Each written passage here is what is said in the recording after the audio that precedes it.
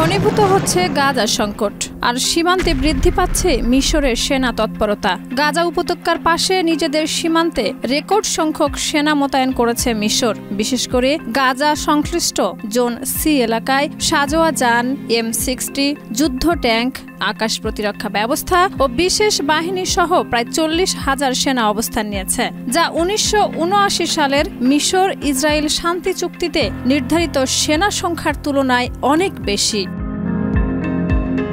19 August middle east আইকে দেওয়া এক সাক্ষাৎকারে মিশরের এক সামরিক কর্মকর্তা জানান, ইসরায়েলের সম্ভাব্য বড় ধরনের হামলার প্রেক্ষাপটে গাজা থেকে হাজার হাজার শরণার্থী সীমান্ত অতিক্রম করে মিশরে ঢোকার আশঙ্কা রয়েছে। এই পরিস্থিতি মোকাবেলায় কায়রো এর সিদ্ধান্ত নিয়েছে। সানবিট সব দিবে সামাল। সানবিট ম্যাজিক প্রেস ডিশওয়াশিং এর মাথা ঘোরানো সলিউশন। মিশর জানিয়েছে এই সেনা মোতায়েন পুরোপুরি আত্মরক্ষামূলক। এই বিষয়টি আগেই ইসরায়েলকে জানানো হয়েছে, তবে দেশটি সতর্ক করে দিয়েছে মিশরের ভেতরে কোনো হামলা হলে কঠোর জবাব দেওয়া হবে। সূত্র জানায়, প্রেসিডেন্ট আবদেল ফাত্তাহ এল সিসির সরাসরি নির্দেশে সেনা মোতায়েন করা হয়েছে। জাতীয় নিরাপত্তা কাউন্সিল ও সশস্ত্র বাহিনীর সঙ্গে বৈঠকের পরই এর সিদ্ধান্ত আসে।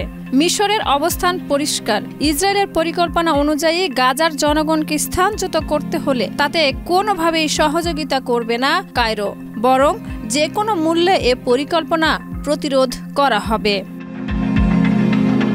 শাহিদা রুবি, মাই টিভি।